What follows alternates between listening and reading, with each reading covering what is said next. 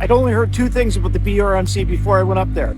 One, it's brand new. Two, it's extremely challenging. It is new and it is challenging, but it is absolutely worth the trip. Here's Ryan to tell us all about it.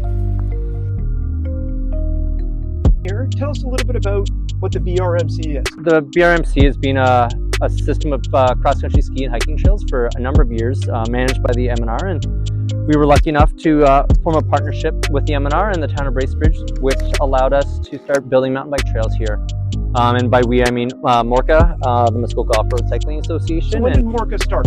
Some motivation came around whether Porcupine Ridge could keep going, and a bunch of people came together and formed MORCA to kind of be able to maintain trails here in Bracebridge and be able to kind of continue building them forward into the future. And so was it an easy partnership between MORCA and the BRMC? The arrangement came about through several conversations with the MNR and the town. Over the last 5 years, we've been able to develop from just solely double track trails to a pretty decent system. I think we have about 11 kilometers of single track. Yeah. Prior to the agreement between the MNR and Muskoka Off-Road Cycling Association, there were no biking trails here. None at all. Just the double track trails that were used for cross-country skiing.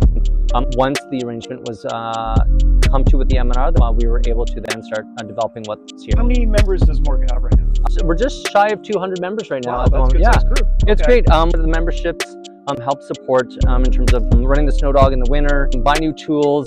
We have a trailer that we were able to purchase, and then it also helps us rent some of the bigger tools that we need, like a bucket dumper or other things when we're doing trail work. So we just put in a new bridge on the freeway, and a lot of different funds kind of help out with that.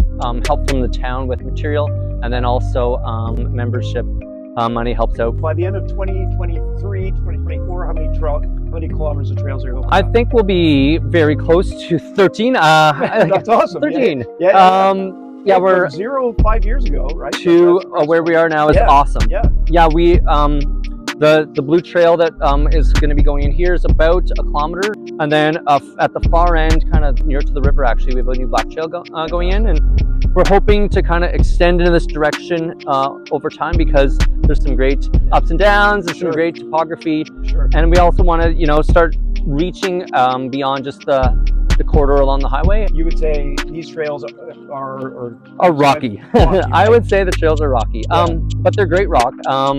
We've got a lot of shield to ride on, and the easier trails tend to be up at the north end of the lot.